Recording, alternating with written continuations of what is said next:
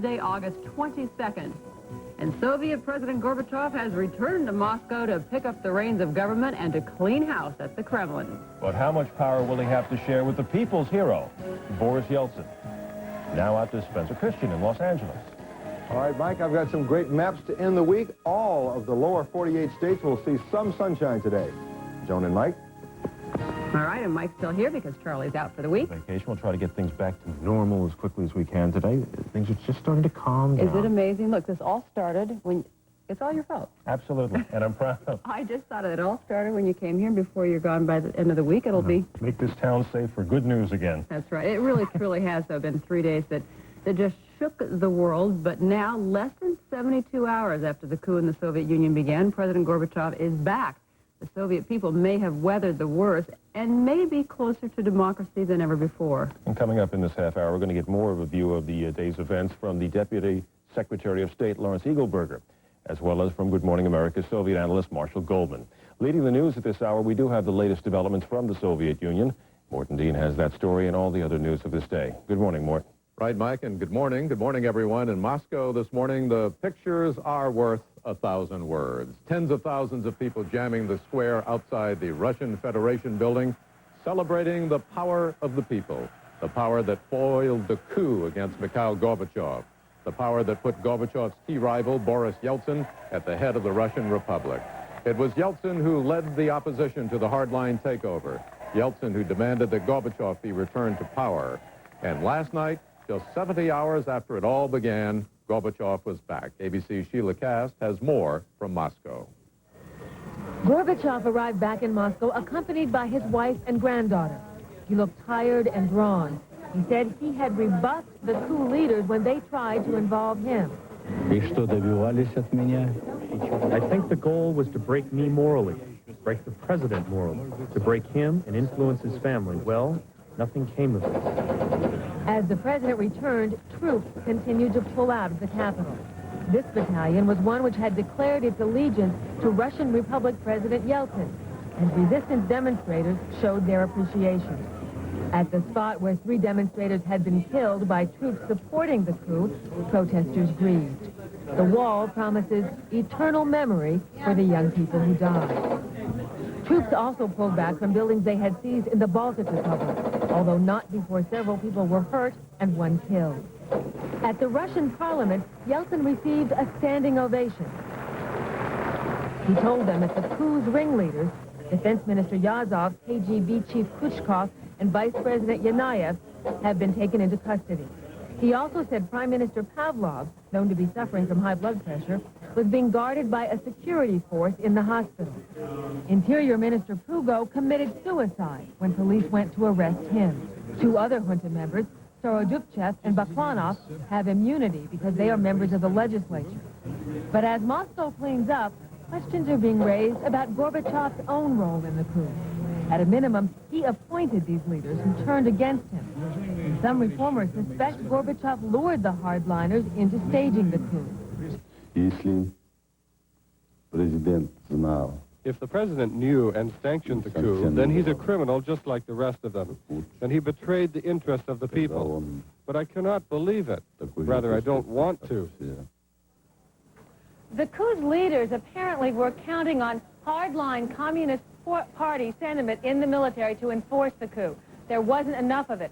And now Yeltsin has signed a decree ordering the disbanding of all Communist Party cells within the military on Russian Republic soil. Mort? Thank you, Sheila. And somewhere in that huge crowd that was listening to Boris Yeltsin earlier this morning was ABC's Rick Inderfurth. And we're told the crowd is now making its way from outside the Russian Federation building to Red Square and the Kremlin, where it's expected that the crowd will demand to see Mikhail Gorbachev and listen to him. We're going to try to contact Rick Inderfurth. Now, Rick, can you hear me? I certainly can, Mort. This is an amazing day here. The streets of Moscow belong to the people today. It's been a big victory celebration for the Russian people during what Boris Yeltsin has called the 3 dark days of the coup. These people, by the way, want to designate August 21st as an annual Russia Victory Day.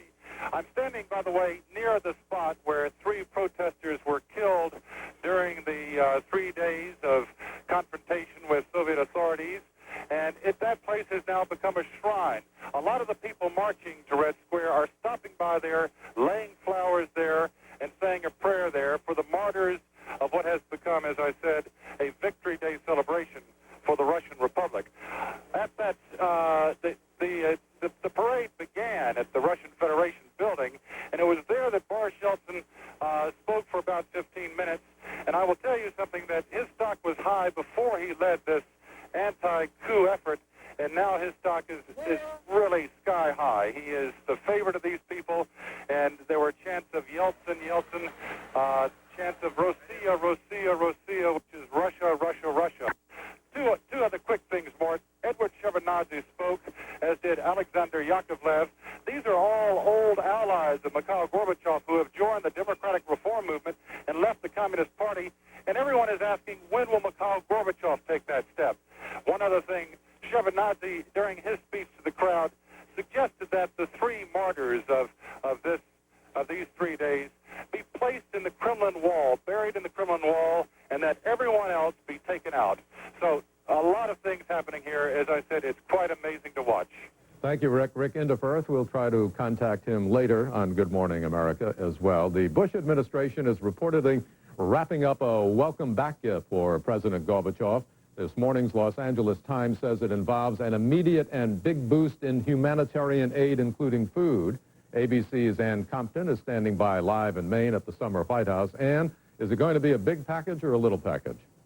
Well, I think at this point what you'd expect is President Bush giving a big political boost to Gorbachev. Economic is another question. He will meet today with Secretary of State Baker, who has just returned from Europe, where some of the allies do indeed want to open their checkbooks and start some more cash flowing into Gorbachev's government. President Bush said yesterday that he is still opposed to those kind of cash outlays until Gorbachev really has a chance to proceed with some of his economic reforms in the Soviet Union. Baker, of course, will also talk to the president about Gorbachev's return in terms of what it does to an October date. That's when Gorbachev and President Bush were going to co-host a Middle East peace conference, another important element in the president's whole itinerary for a future Soviet-American relations. Incidentally, Morton, the president discounts some of the rumors you've heard, that the fact that Gorbachev may have pulled all this off himself, plotted it, in order to get more bigger standing at home and more international aid. The president yesterday, right after he had spoken to Gorbachev, put his response this way. That's ridiculous. There's a man who has been also swimming against the tide, it seems to me, a little bit. And I don't want to go overboard on this, but you got to get with it and understand what's happening around the world. Are you saying to suggest that this President Gorbachev would plot to put the people of the Soviet Union through this kind of trauma and the rest of the world through it just makes absolutely no sense at all.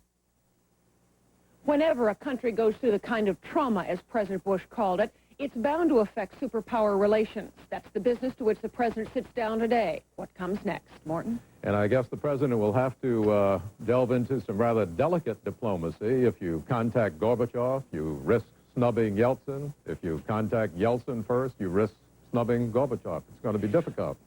Well, it is, but it's the way U.S. policy was proceeding anyway. Remember, it was just 3 weeks ago today that President Bush left Moscow and flew to the Ukraine to try to talk to with a message to the republics of the Soviet Union, saying, we want to do business with you too. We still respect Mikhail Gorbachev as head of the national government, encompassing 11 time zones, but we know that each one of you republics has an identity and an agenda of your own. The president has already embarked on this two-track course, so actually having a strong Yeltsin and a restored Gorbachev does not in any way turn the president's policy away from the course that had begun. Thanks for your insight, Ann. Ann Compton at the Summer White House in Kennebunkport.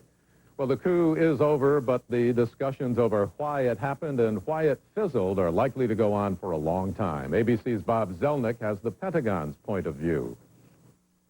In the view of senior Pentagon analysts, Soviet military units failed to crush their opposition because coup leaders never gave definitive orders to attack. Officials say planning for the coup was so bungled that its leaders never reached agreement on when and how to use military force. With no real chain of command, key decisions were left to field commanders, whose judgment and loyalty varied greatly. For example, in Moscow, 4 elite government divisions never mounted an effective attack against Yeltsin's Russian Federation building, defended by a handful of defecting troops and hordes of civilians. In Leningrad, Mayor Sobchak convinced military commanders to stay out of the city altogether. In the Baltics, military units advanced on and retreated from government buildings with no clear sense of purpose. Because of their limited activity in support of the coup, Pentagon officials say the Soviet Army may suffer little punishment. But reforms like ending the draft, eliminating communist political indoctrination, and retiring old guard officers will likely gain momentum. The Interior Police, whose role in putting down nationalist disturbances has increased dramatically during the past 2 years, is expected to suffer sharp cutbacks as individual republics win greater control over their own internal security. Throughout much of the past few days, analysts here waited in vain for some surprise military move by the coup leaders. One official said, "We found their ineptitude hard to believe, but in the end, they made believers of us all." Bob Zelnick, ABC News at the Pentagon. And a reminder that, of course, our coverage will continue not only on Good Morning America, but throughout the day. And tonight on Prime Time, Diane Sawyer reports from Moscow on the coup. She can tell you the story from the inside out. And Ted Koppel, also in Moscow, reports live on Nightline. And that's the news to now. And here's Joan. Joan? All right, thank you very much. More right now, 11 minutes after 7, and it's time for Spencer Christian, who happens to be out in Los Angeles this morning with the National Weather Forecast. Good morning, Spencer. Good morning. The Deputy Secretary of State, Lawrence Eagleburger. Mr. Eagleburger, good to have you with us this morning. Good morning. First question, I suppose, should be about Mr. Gorbachev himself. Is he reassuming a position and the power that goes with it, or just the position? Oh, I think he's reassuming both. There may be some changes in what that power content is, but he is, after all, still president of the Soviet Union, and I think most of the power that he had before the coup will be with him still. Mr. Kohl of Germany has been very strong in arguing in the past, and certainly I would expect no change now, that we should do more if we like Mr. Gorbachev so much to help him more. Is the administration's position in terms of Soviet aid likely to change as a result of this? I think the administration's position is not likely to change in the sense that the view is if economic reform, serious economic reform is undertaken, we will help. But if they don't go forward with those reforms, giving them money and assistance isn't going to do anything but put off the day of reckoning. Secretary of State Baker yesterday said no checks without reform, but I think if there is serious reform, we obviously will be prepared to help. Every time I heard the president refer to Mr. Gorbachev yesterday, I heard in the same sentence a reference to President Yeltsin. Are we now in the position of treating the two men in terms of their political stature equally? Again, equally, we're going to treat them both, I think, with a great deal of respect and with some care. I think there is no question, again, that Yeltsin has come out of this a hero, strengthened. But again, please, we need to remember that Mr. Gorbachev is president of the entire Soviet Union and Mr. Yeltsin is president of the major republic. But there is a difference. We will treat them, I think, both with respect and with care, and with regard to the kinds of authority they have in the part of the country they run. Well, Mr. Yeltsin certainly has a great deal of moral authority right now, and one of the ways he's seeking to use that is to not demand, but certainly call on the West to recognize the sovereignty, the independence of the Baltic states. The U.S. has never recognized Soviet control of those territories. Are we prepared to recognize their independence now? I'm going to leave that decision to the president, but I think the point you make is the critical one. We have never recognized their forcible takeover. As far as we are concerned, they are still independent. The issue now is how we move from that principled position to the reality, and obviously in the course of the next weeks, we will be talking with Mr. Gorbachev about that subject. I'm absolutely convinced that in the end, they will again be totally independent. The coup came just in time to forestall the signing of the new Union Treaty, which basically allocates a good deal more power to the Soviet republics. Would you expect that treaty to be signed shortly now? Yes, I would expect it to be signed shortly. I think also the coup probably means that in those areas where the treaty was fuzzy about whether authority rested with the central government or the republics, that argument is now largely settled, I think. The republics clearly, I think, would be stronger now as a result of this coup. And consequently, Mr. Gorbachev just a bit weaker, don't you think? No, I don't. I think it's very dangerous to make that kind of an assumption. The general view is, weaker. The fact of the matter is that the right-wing albatross that he's had around his neck for some time resisting perestroika and glasnost is at least to some degree disappeared now. So I think we need to be careful in our assumptions that Mr. Gorbachev is going to be substantially weaker. I think he's got a freedom of movement if he's prepared to grasp it and take it that he didn't have 3 days ago. Now, you, sir, have been very involved in the Mideast peace process, and there was speculation during the coup, or the few days that Mr. Gorbachev was being held under house arrest, that a new administration in the Soviet Union would greatly diminish the chance for peace talks in the Mideast. Do you think that the peace talks are back on track now? Yes, I think they are. I think we need to understand that we stared a monster in the face for 3 days, and it was a return to a neo-Stalinist Soviet Union, and we saw what that would be like, and we saw what the departure of Mr. Gorbachev would be like, and the Middle East peace process, arms control, a whole host of things were brought into question. I think now, with the return of Mr. Gorbachev, we're back on track again. Secretary Eagleberger, we have to leave it there. We thank you for being with us this morning, sir. Thank you. We'll take a break right now, 17 minutes past the hour. More on these breaking events in the Soviet Union with the Soviet analyst Marshall Goldman when Good Morning America continues. It has been made and remade many times during the past 3 days in the Soviet Union. What lies ahead? Well, we are going to ask Marshall Goldman, Associate Director of the Russian Research Center and professor at Harvard. He joins us frequently to analyze Soviet affairs, and he joins us from Moscow. Marshall, good morning. Good morning, Joan. What is the mood there? What are you hearing and feeling there today? I tell you, I've been to the Soviet Union many times, but this is an unusual couple of days for me. I've never felt a spirit like I feel now. People are nice to one another. They're proud of themselves. There's a sense of relief. When you go into a newspaper stand, a man comes and says, I want to buy these papers today, the hardline papers. He says, this is a historic relic. He says, I hope this is the last we'll ever see of these papers. It's just kind of a uniform feeling this way, and for me especially, to see young people involved. You know, you and I have talked about this many times before. In China, the young people participated in their democratic movements. Now this is the first time I've seen so many young people participate, not just people my age. Now, you say a uniform spirit, and yet we were told that maybe 25% of the population over there, which is, you know, I don't know, 70 million people or something, actually were in support of the coup. So where do they stand now? Well, they may have, you know, it's like after World War II. Where are the Nazis? They all seem to disappear. It may very well be that people who supported the coup now don't want to admit it, although every once in a while you'll still see some arguments. But I think there's a sense, first of all, that there's no violence, or that the violence was limited, and that now the society can go forward. I'm not sure what they mean by forward, but that's another issue.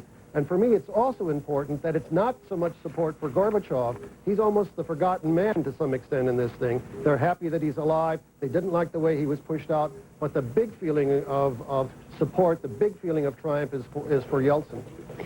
Arthur Hartman, a former U.S. ambassador, has told us that the coup plotters were involved in kind of sabotaging the agricultural aspect of the country and trying to kind of keep economic reform from happening and even keeping the food off the shelves.